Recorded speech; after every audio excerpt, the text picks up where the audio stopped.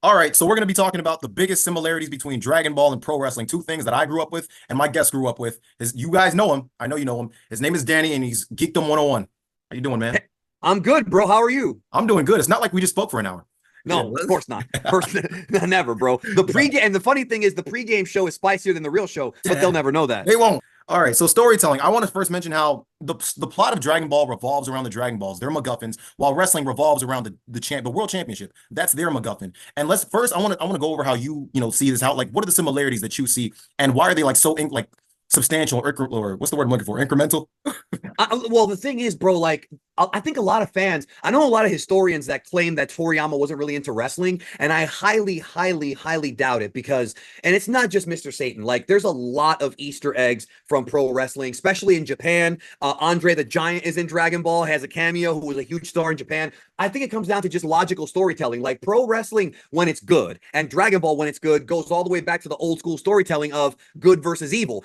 There's a documentary that came out in 1997 on A&E called The Unreal Story of Pro Wrestling. And it just went through like a lot of the history, but at the end of the day, they realized that championship belts and, different prizes are obviously important, but ultimately it's good versus evil. Bad Blood coming up in this weekend, as of this recording. The main event is CM Punk versus Drew McIntyre. That's not for a title. It's good versus evil. The dude took his bracelet. How about the fact that bracelet They're fighting over a bracelet? Bro, the bracelet's more prestigious than 80% of the AEW titles, bro. So what does that tell you, bro? No, for real. Yeah. So, but in Dragon Ball, you have both. I mean, and then when you look at how Toriyama books, and I'm going to use the term booking because that's what he does, right? Yeah, he does. You got the tournaments, and then you've got even into Dragon Ball Z. You notice there's a pattern. Like, let's take, for example, the fight with Frieza. Frieza, yep. Frieza fights Nail first, then he ends up fighting Vegeta. Then Form 2, he fights Vegeta, Krillin, and Gohan, and then Piccolo shows up, and then Piccolo beats him. Form 3, he fights off Piccolo. Gohan gets a power up. Then Form 4, he fights everybody off. Then Goku shows up. Yeah. So but earlier in the arc, Goku takes out most of the Ginyu Force. I want to interject. Actually, I actually want to. No, go ahead. Yeah, I apologize for that. I wasn't expecting that. Oh no, it's cool. So yeah, as far as storytelling goes as well. So Goku shows up, right?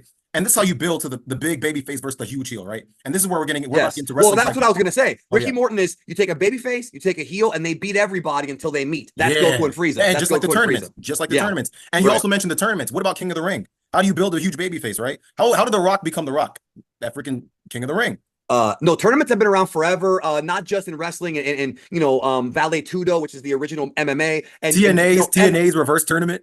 Oh, the reverse, but Vince Russo classic. But tournaments have always, I think, that it's just very simple. I mean, hell, AEW does like 10 of them a year. It's just simple storytelling, bro, and they've existed in martial arts for years, and that's what Dragon Ball's rooted in. Yeah. Wrestling is probably not rooted in martial arts, but there is martial arts in wrestling. So there you go. And like we say, the one common thing that like brings them together is the fight of good versus evil, right? No matter what. And a lot of people, I remember hearing this somewhere. A lot of people like to say, "Oh, wrestling's more of a gray area," and it's like at the end of the day, people still boo one person and they still cheer the other. Even Rock versus Hogan, 2002, they still had to boo one guy and cheer the other, right? And in Dragon Ball, you got a face versus face. Let me think of the tournament: Goku versus Jackie Chun, right? The first tournament, face versus face.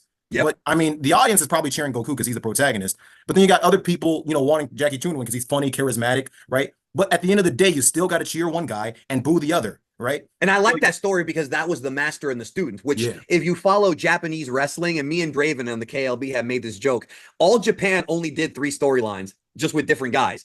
Teacher versus student, high school rivals, and American Gaijin versus Japanese. And they're all over. Go back and watch 90s All Japan. Literally, it is the same storyline, slightly different with different guys done over, and it always worked. It always gets over. It always gets over.